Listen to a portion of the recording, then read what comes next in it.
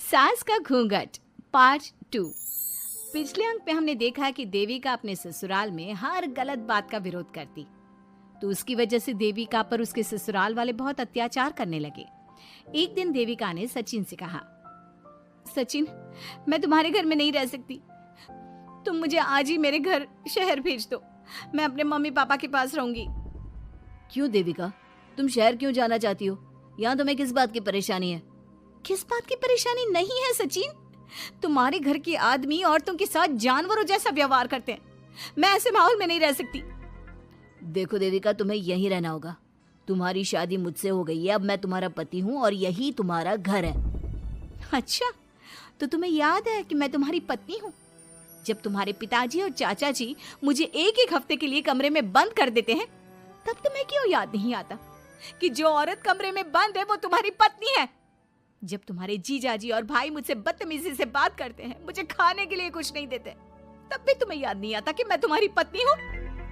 देखो देविका, तुम बेकार की बातें मत करो। तुम यहाँ ढंग से रहोगी, सबकी बात मानोगी, तो कोई तुम्हें कुछ नहीं कहेगा। इस तरह जानवर की तरह रहना, ढंग से रहना है तो सॉरी सचिन, मैं नहीं रह सकती, मैं आज ही अपने घर जाऊंगी। ये बोलकर देविका अपना सामान पैक कर लेती है और घर से जाने लगती है। सचिन भी उसके पीछे पीछे चलता है और उसे समझाने की कोशिश करता है। जब ये सब जोगिंदर ने देखा तो बोल पड़ा, बहू, यह सब क्या हो रहा है? कहाँ जा रही हो? सचिन, बताओ अपने पिताजी को कि कहाँ जा रही हूँ मैं। तुम्हें शर्म नहीं आती अपने पति का नाम लेते हुए? मैं अपने पति का नाम ले रही हूँ, इसमें आपको क्या परेशानी है? आपका नाम तो नहीं ले रही हूँ ना? देविका, ये किस तरह से बात कर रही हो तुम पिताजी से? जिस तरह से करनी चाहिए उस तरह से कर रही हूँ बात। इससे अच्छी तरह से मैं तुम्हारे घर के किसी भी आदमी से बात नहीं कर सकती। तीनों की बात सुनकर घर के बाकी लोग भी वहां आ जाते हैं। तभी जोगिंदर कहता है, हमारे घर की औरतें अपने मर्दों का नाम नहीं लेती। तुम्हारे शहर में होता होगा, लेकिन हमारे यहाँ पर ऐसा कुछ नहीं होता। बहू, सचिन तुम्हारा पति है, तुम उसका नाम मत लिया करो। तुम अपने पति का नाम लेने की जगह ए जी, ओ जी, सुनो जी कहा करो। पति ना परमेश्वर होता है। तो परमेश्वर का तो हम नाम लेते हैं। क्यों माँ जी, क्या आप अपने इष्ट देव का नाम नहीं लेती? माँ जी, ये सब इन पुरुषों के बनाए तौर तरीके हैं, औरतों को दबाने के लिए। ये बेशर्म लड़की ऐसा नहीं सुधरेगी। ये हमारे घर की औरतों को भड़का रही है। सचिन, तुम इसे चुप कराओगे या फिर मैं करूं? नहीं नहीं पिताजी, मैं अभी समझा देता हूँ। चलो देविका अंदर, और कितना तमाशा बनाओगी मेरा।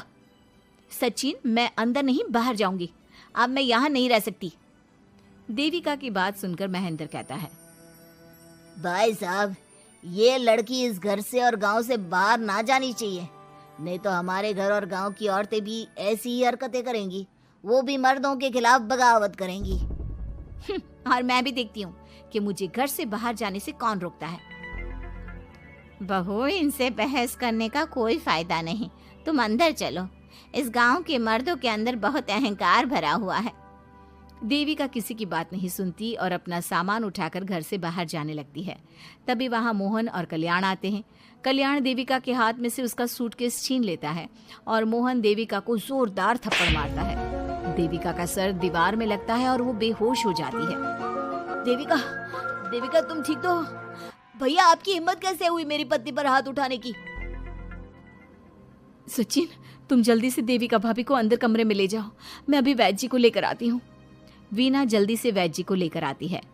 वैद्य जी थोड़ी देर तक देविका की जांच करते हैं और कहते हैं, मुबारक हो आप सबको, आपकी बहू माँ बनने वाली है।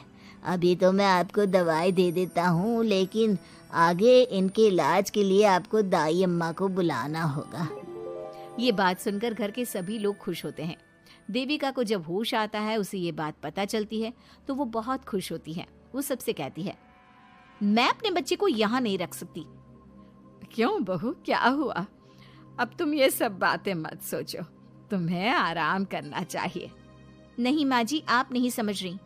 अगर मेरा बेटा हुआ तो इस घर के मर्दों की तरह अहंकारी और औरतों पर जुल्म करने वाला बनेगा, और अगर मेरी बेटी हुई तो वो जानवरों की तरह जुल्म सहने वाली बनेगी और दोनों ही अनपढ़ रहेंगी। देविका की बात सुनकर घर की सभी औरतों को पहली बार एहसास हुआ कि वो किस अंधकार वाले समाज में जी रही हैं। लेकिन फिर भी घर की सारी औरतें उसे ही समझाती हैं। बहू देखो, तुम्हारी बात सही है, लेकिन तुम इस हालत में सफर नहीं कर सकती। हाँ बहू, तुम यहीं रहो, अपना और अपने बच्चे का ख्याल रखो। देखो ना देविका भाभी, हमें बिल्कुल भी पढ़ना लिखना नहीं आता, अपना नाम भी नहीं लिख पाते, तो आप मुझे थोड़ा पढ़ा दीजिए ना। देविका, तुम्हारी बातें सुनकर पहली बार हमें एहसास हुआ है कि कैसे माहौल में हम जी रहे हैं। तुमने हमारे अंदर उम्मीद की नई रोशनी पैदा की है। यहाँ से मत जाओ तुम। देविका ने घर की औरतों की बात सुनी तो उसका दिल पसीज गया। उसने गांव में ही रहने का फैसला लिया।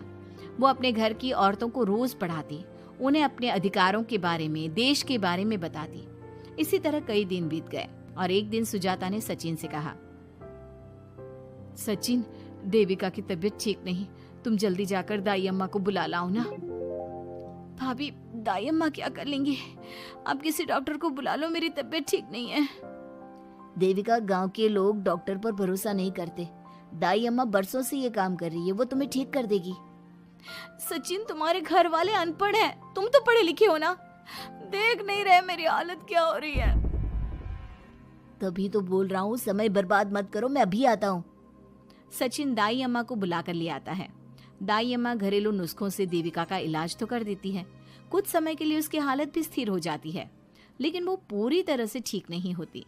फिर देविका सचिन से कहती है, सचिन, मुझे समझ में नहीं आ रहा, तुम मुझे डॉक्टर के पास क्यों नहीं ले जा रहे? मैं माँ बनने वाली हूँ और मुझे ये भी नहीं पता कि मेरा हेमोग्लोबिन कितना है। दाई अम्मा कर रही है ना तुम्हारा इलाज। लेकिन दाई अम्मा को कुछ समझ में नहीं आ रहा कि मेरे साथ क्या हो रहा है। अगर देखो तुम मुझे नहीं लेकर गए ना, तो मैं खुद ही चली जाऊंगी। अगले दिन देविका की तबीयत दोबारा बिगड़ जाती है और दाई अम्मा के किसी भी नुस्खे से वो ठीक नहीं हो रही थी। देविका ने सारी हिम्मत जुटाई और वो अकेले ही डॉक्टर के पास जाने लगी। उसे देखकर मोहन कहता है, बहू, इस हालत में कहाँ जा रही हो? आप लोगों के भरोसे रही ना तो आप लोग मुझे मार ही डालोगे। डॉक्टर के पास जा रही हूँ मैं। बहू, तेरा दिमाग तो ठिकाने पर है। हमारे घर की औरतें मर्दों से इलाज नहीं कराती।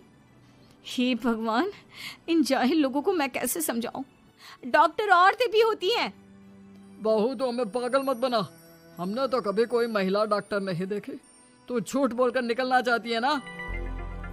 इस गांव की सरहद से आप लोग कभी बाहर नहीं गए ना, इसलिए आप लोगों को नहीं पता कि महिलाएं डॉक्टर के अलावा क्या क्या है। ए लड़की, तुझसे तमीज से बात कर रहे हैं तो तू ज्यादा हवा में मत उड़।